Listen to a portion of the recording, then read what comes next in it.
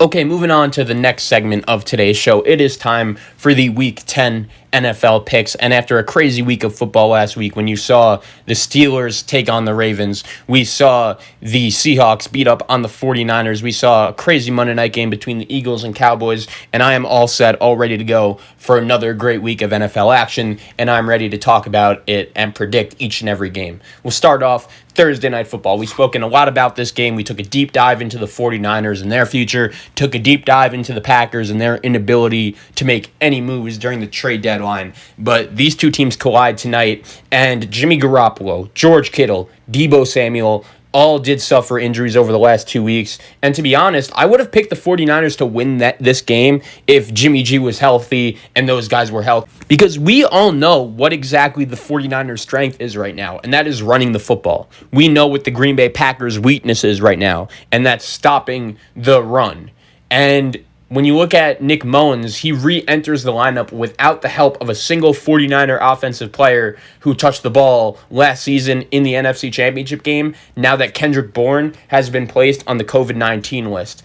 And Trent Williams and Brandon Ayuk were added to the list late on Wednesday as well. So the Packers may be without their top three running backs in this game. I totally understand it, but the 49ers are just devastated at basically every position due to either injury or COVID. So with that being said, I'm going to take the Packers to earn a victory. I think they win it by a final score of 31-20. How about the 1 o'clock games? Big game in the NFC East on Sunday when we see the Washington football team at 2-5 hosting the New York Giants, who are 1-7. And this game is interesting to me because the Washington football team is coming off one of their bigger victories that they have had in a while against the Dallas Cowboys at home. And they didn't only win that game, but they really destroyed the Dallas Cowboys. And for this game against the New York Giants, I think this is a real opportunity for the Washington football team. They're in the mix. They're at home. The Giants are 1-7,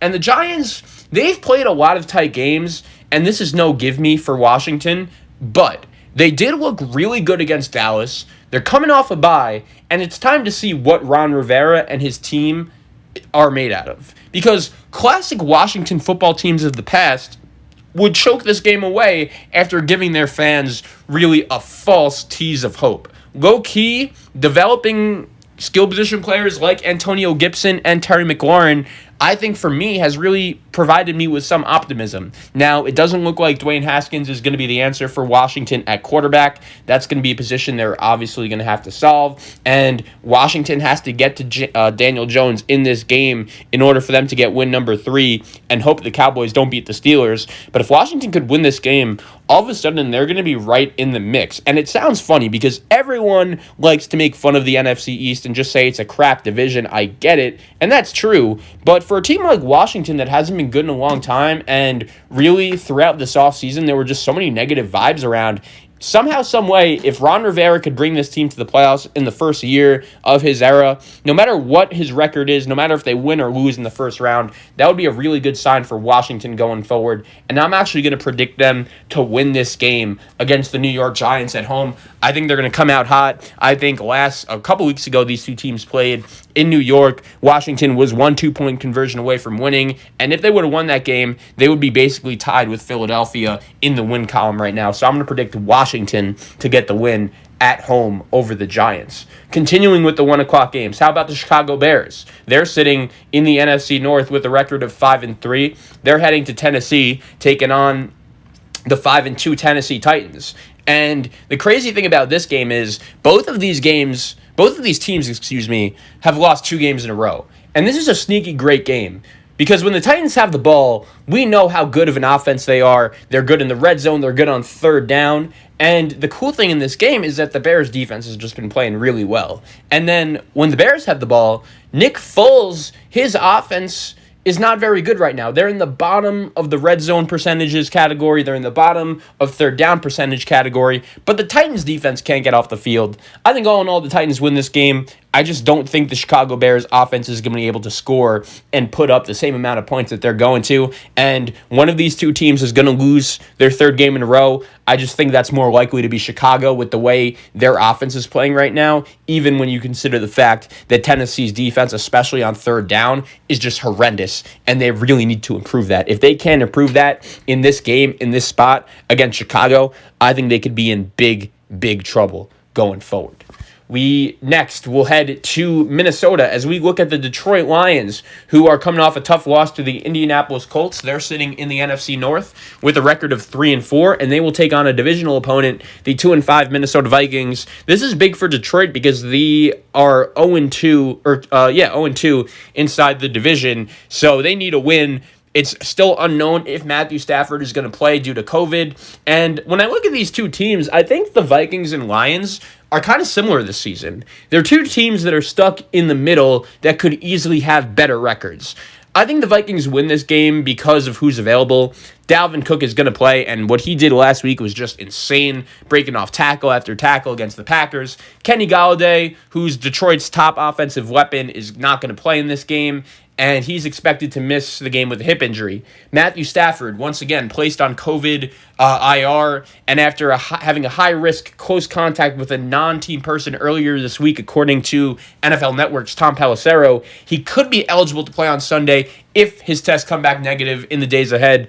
He remains optimistic, but I'm going to pick the Vikings to win this game either way, because they're just the better team right now. I think Kirk Cousins will be able to score a little bit against this offense. And the more and more I look at this Detroit Lion team, I think there's a very good chance that this is Matt Patricia's last season in Detroit. It's been 3 very disappointing years. Keep in mind, when Jim Caldwell was let go, the Lions were 9-7, and they really haven't come close to sniffing that kind of record since Matt Patricia has been the head coach. I thought the hire would be okay. It clearly hasn't. The more time goes on, the more I realize Detroit may just have to move on. We'll head to Arrowhead. How about the Carolina Panthers, who have hit a little bit of a spunk? They're now sitting at 3-5, taking on the Chiefs, who are sitting at the top of the AFC with a record of 7-1. And the Panthers haven't had their bye yet, and they forced one punt in their last 2 games. They make other teams work for their points, and I do really like some of the young pieces on their defense, like Brian Burns, like Yetur Gross-Matos, but Yetur is hurt, and Kawan Short is out on the defensive line as well. Christian McCaffrey is going to be coming back for Carolina, which is obviously a good sign going forward. But Pat Mahomes has the look of a man who's ready to just pounce on inferior opponents right now, like the Carolina Panthers. I don't know how you could predict Carolina wins this game. I like the Chiefs to win and cover. Right now they're sitting at a 10.5 point favorite.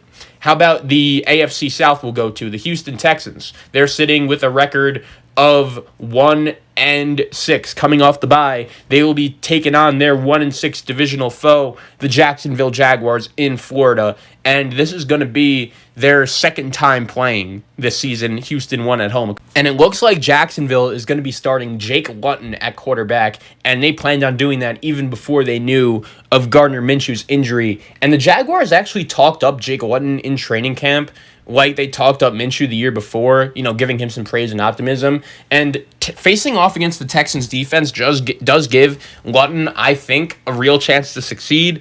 But do I see him outdueling Deshaun Watson when the Texans are just hungry for wins coming off the bye? No. The Jaguars are the league's 32nd ranked defense. I can't see them stopping Deshaun here. I like Houston to win and cover the 4.5 point spread right now. We will head back to the AFC. Baltimore, they are sitting with a record of 5-2 coming off the devastating, heartbreaking loss to the Pittsburgh Steelers the other night. They will head to Indianapolis to take on the Colts, and I think right now the Indianapolis Colts are one of the more quiet teams in football. The Ravens, we look at them. They outplayed the Steelers in every way last week, but Lamar Jackson turned the ball over 4 times. I believe in the narrative that Lamar Jackson just doesn't beat good teams. Now, the Colts are a good team in my eyes, but not top tier. This would be a nice win for Baltimore, I think, to go on the road, get this game, go to 6-2, stay in the AFC North race, and if they don't, the divisional race may just be over, and that would be bad vibes all around this Baltimore Raven team right now. I'm worried about Lamar Jackson in this game because Indy is very well coached, and they could play defense. They are a very good team against the run, and that should be a problem.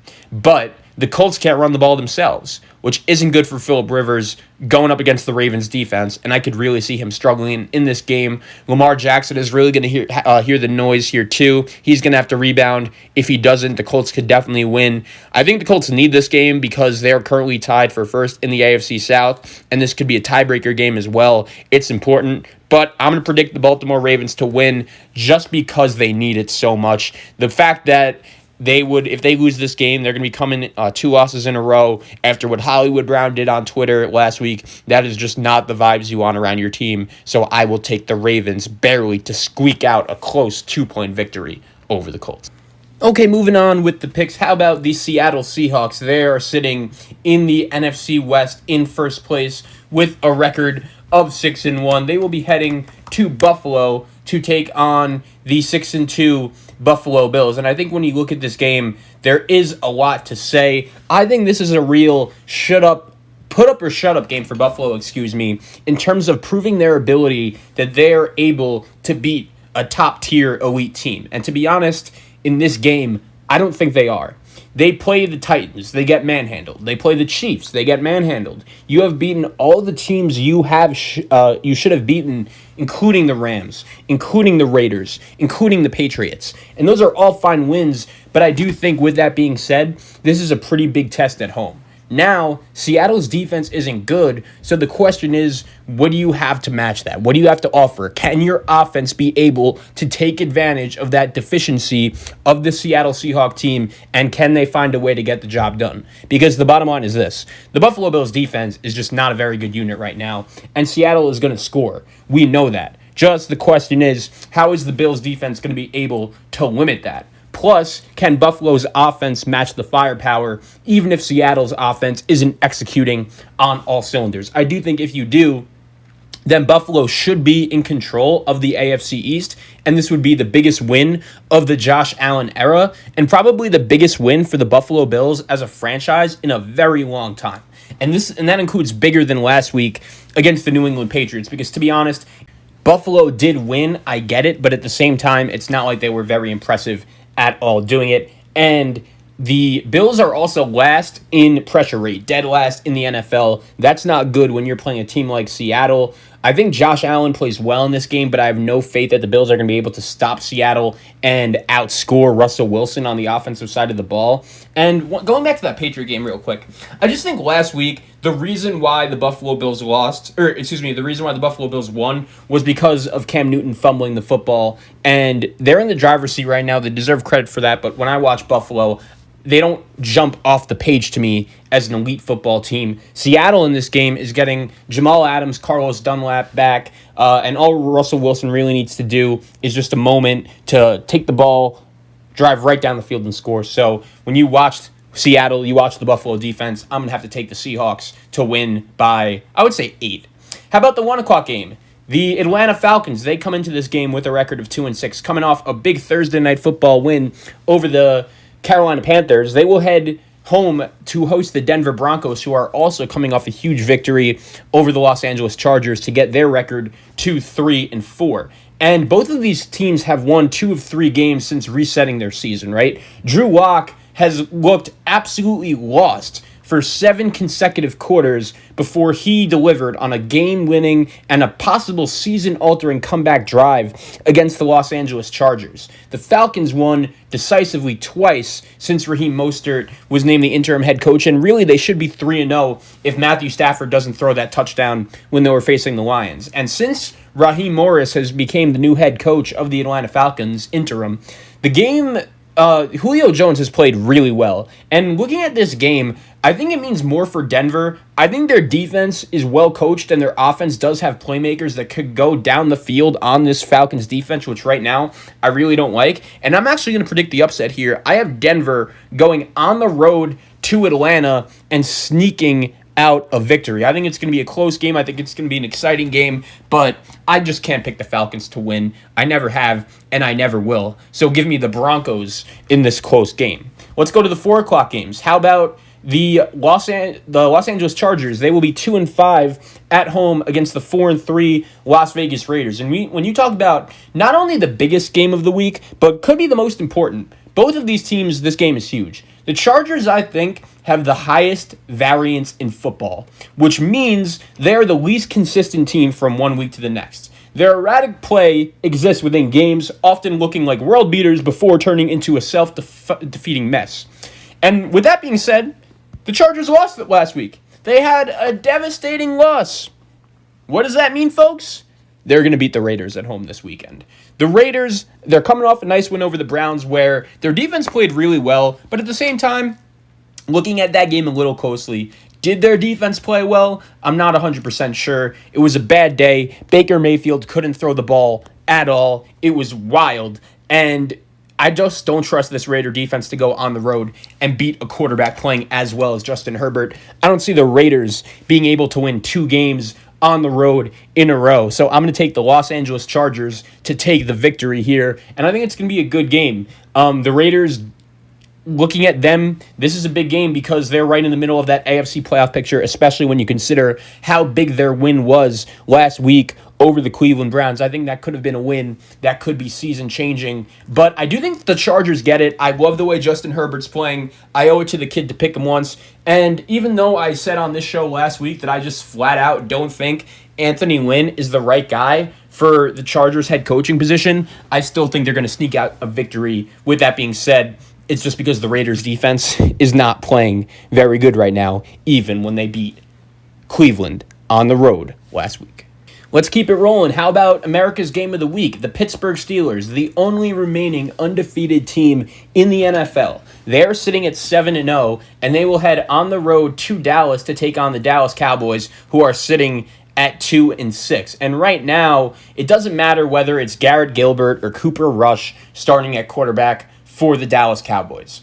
Dallas was the worst team in the league with Andy Dalton at quarterback because its offensive line can't protect against a 4-man rush and really cannot protect against the blitz, which is something we have never seen ever from the Dallas Cowboys, especially over the last couple of years. And the way their defense... There are some people out here saying, maybe that's a good sign and maybe there's signs of life, but it's worth wondering if that effort will sustain when you look at the Pittsburgh Steelers defense and the level that they're playing at right now with TJ Watt, and their defense is scoring points. They're taking the ball away in bunches, and on Sunday afternoon, I have to see that continuing no matter if it's Cooper Rush or Garrett Gilbert or Ben DiNucci. I think it is just right now very hard to trust whoever the quarterback option is right now in Dallas. And if I'm a Steeler fan, even though it's 7-0 and there are not many things to complain about right now, I would love to see the Pittsburgh Steelers just absolutely bury Dallas in this game and just take a nice game and enjoy a blowout victory. Because even though Pittsburgh is at 7-0 right now, I feel like that is something they haven't really been able to do yet this season, is just pounce on a defense when they're ready to be attacked on. And I think this Sunday for the Steelers against the Dallas Cowboys, that could definitely be the case.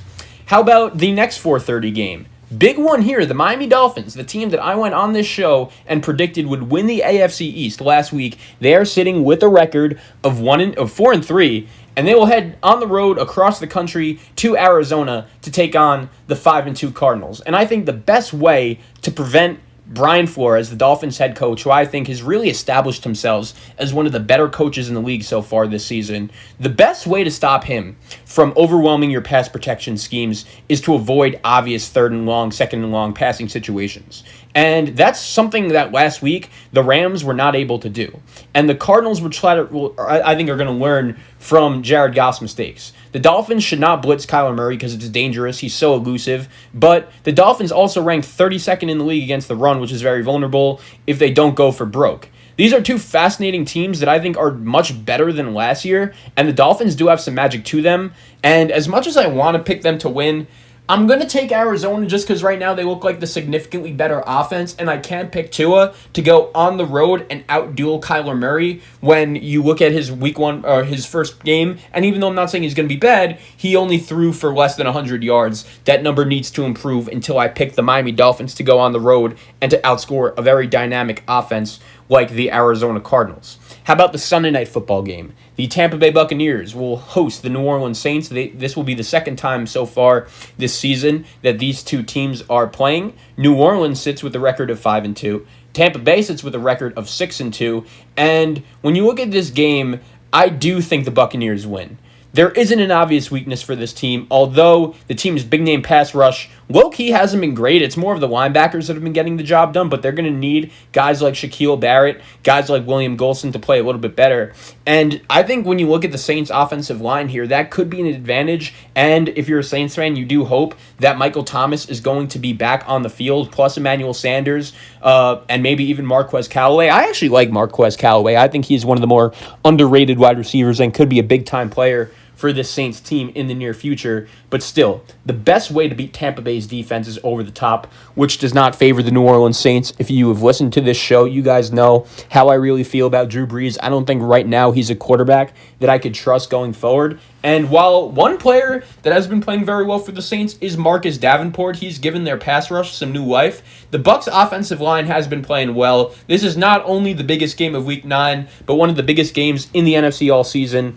I'll take the Bucs to win and even this matchup at 1 between the two NFC South contenders. And then finally, how about Monday Night Football? The New York Jets hosting the New England Patriots in a battle of two AFC East teams. And unfortunately, this continues what I think has been just a bad stretch of poor primetime game after poor primetime game. We've seen so much of the NFC East play in primetime, and now we're seeing a lot of that AFC East, especially in this matchup with the Jets and the Patriots. Now, this might be the Jets' best opportunity to for a win all season, and their best chance to beat the Patriots, honestly, since I guess you could say the Austin Safarian-Jenkins games. That was a game the Jets should have won, but the Jets, we know, have not really been successful against the Patriots, but the Patriots' running defense can't stop anyone. Can Frank Gore or Michael Pirine take advantage? The Jets' pass defense, meanwhile, is not very good. It doesn't have that much talent, but can Cam Newton take advantage of that and execute on the deep ball? Both teams are dreadful in the first quarter, and that will probably, start the game really low scoring with both teams' style of play, which makes it this matchup in the honorary NFC East primetime game of the week, at least in spirit. And with that being said, I'll take the Patriots to win. There are some people taking the Jets to win because they think Bill Belichick is going to be the one that costs the Jets Trevor Lawrence.